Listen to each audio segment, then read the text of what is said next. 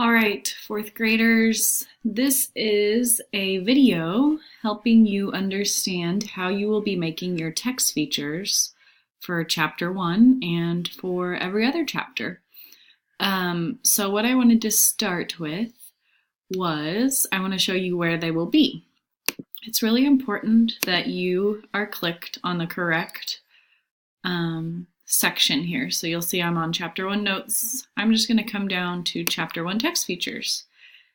You might need to backspace so that you have a complete page worth of text features to make. Okay, then you're going to click in this box, the text feature box, and you're going to insert a Google drawing. Sorry, you might hear Brielle singing and watching a TV show in the background. Okay, so then here is where you are going to make your text features. I am actually going to show you last year's because since we do have the exact same paragraph, I don't want to take all the good ideas. So I'll let you guys be creative and come up with American Revolution ones. I will show you what I did for the Civil War. So you will see that when you click here, I have a lot going on. I have some real life photos. I have a nice big title that I believe, yes, is a... If you go to word art, that's how I got that. For the images, you can click on an image up here and you can search, or you can save an image from your from the sites that we've put on Google Classroom. And then here you'll see this is a text box. Okay, so you can insert a text box, then you can change the background color of it, and this is just a dotted lines that I made to kind of make it look the same. And then I put what flag each of them was, and it just, you want to make sure that your text features are giving the reader new information or supporting the information that's in the paragraph. So be really careful about just adding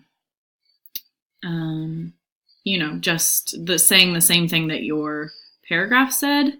You want to give them something new. So here I talked about the presidents from each side and showed what the flag was because I didn't talk about the flags in my paragraph. And obviously I didn't have a picture in my paragraph. So you kind of get a picture of what they looked like.